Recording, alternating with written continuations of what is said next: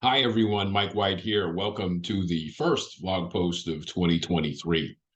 Want to wish everybody a happy new year. I hope your holidays were safe and you had a great time. And I'm glad that you're back. And I'm looking forward to what I consider to be a very exciting year ahead of us. I think it's really important for us to really take note of the fact that,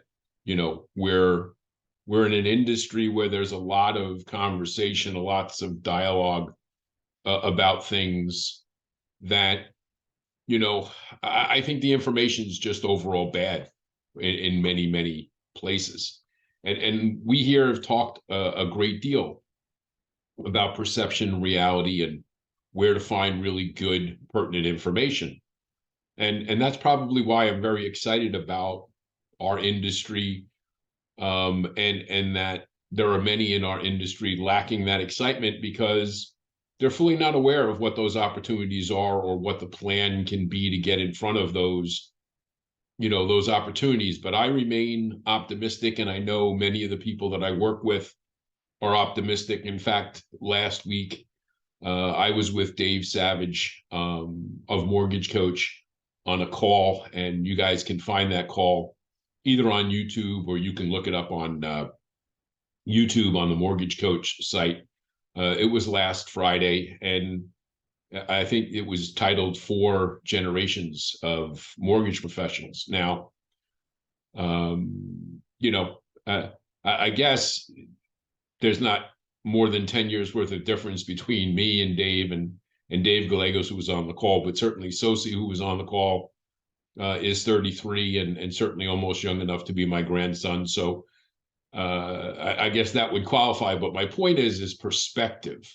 I think we all bring different perspective based upon critical times that we actually got into the business. And so, going back to when, we were doing paper files, and they were, that was the way things were done. Paper applications and paper files, and I go back to a time where there wasn't even a standard 1003, and so different lenders had different actual applications that you had to deal with. So those things change a lot, but the reality of it is, as much as we think the industry has changed, the business itself for originators remains much the same. The concepts that many people today think as being old school, and certainly I've heard that back from people, because I don't lead with all the technology stuff. I don't lead with buying leads or ads on social media or doing any of that stuff. I am from, I guess, the old school belief system that our business is largely about relationships, and it's about building those relationships, securing those relationships by providing not only exceptional service to those that we're working with, but ongoing value to our clients and our referral partners. And so I think we have to address those things. That yes, that the method in which we communicate, the tools that are available to us, the things that are here, the operating systems, all those things obviously make it a much different environment than it was back then. But let's be honest, largely our business has not changed all that much. When I first started in the business back in 40 years ago in 1983, the whole target was, if you could do $1 million a month in closings, you were a pretty good loan officer.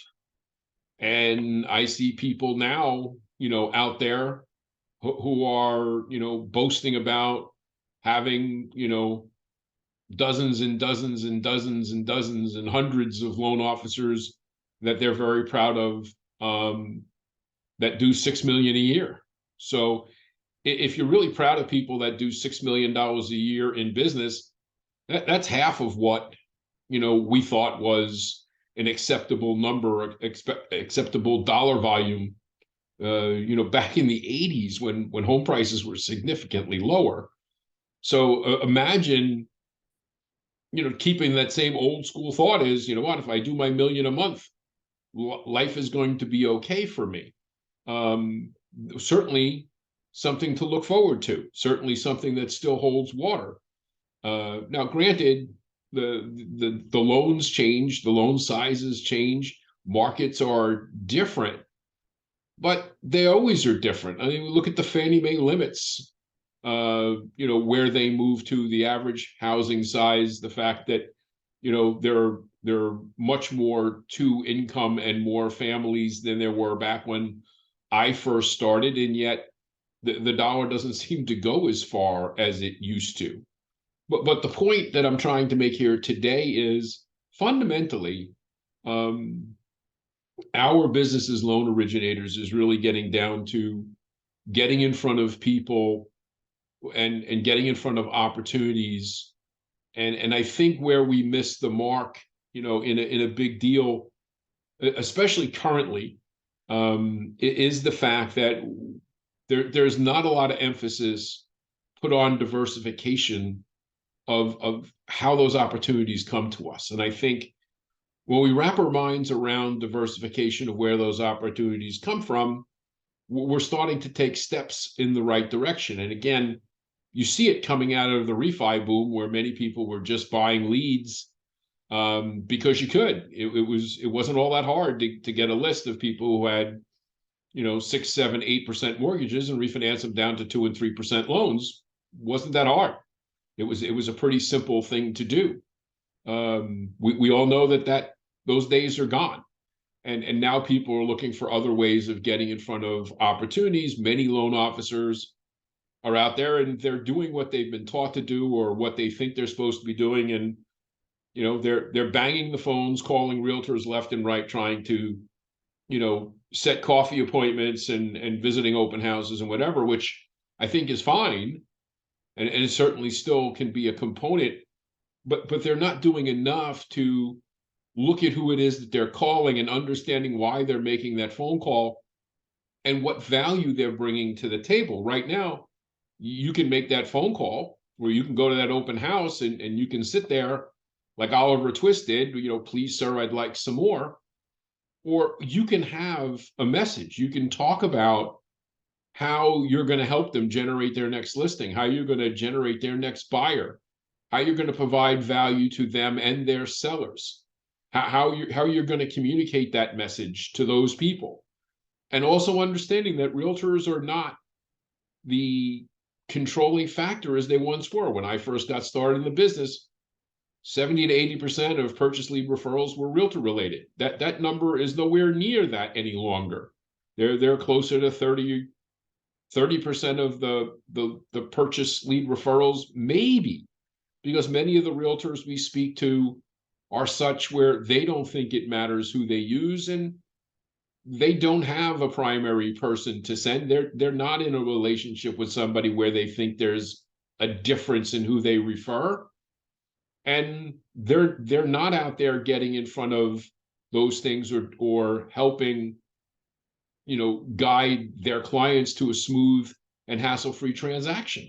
And so if somebody shows up with them and they've got a pre-approval letter from anybody, they're perfectly content to move on because they're not going to rock the boat. And that is, again, something that we can do in the mortgage industry to create that dialogue, that conversation, that differentiation, that can share with our realtor referral partners what the value is in you, the difference between you and whoever else they may be talking to. But also, there are a lot of other places where opportunities come from. And those are the types of things that we have to be paying attention to. And hopefully those are the things that we're going to cover in the weeks and months to come. Because again, let's draw something from an old school philosophy. Old school philosophy is people love to work with people they know, like, and trust. That is just as alive and well in 2023 as it was in 1983 and probably long before that. The fact is that this business can be made up of order takers, but it also has a lot of rewards for those that build and nurture relationships through value. And that's really what I want to address here. And what I'm going to do into the future is share with you the tools, the strategies, the things that we can be talking about to get out in front of those things. Because again, as it was then, it is now. It's all about the relationships. So I look forward to speaking to you again soon. As always, if you have any questions or comments, it's Mike at imtcoaching.com. See you next week.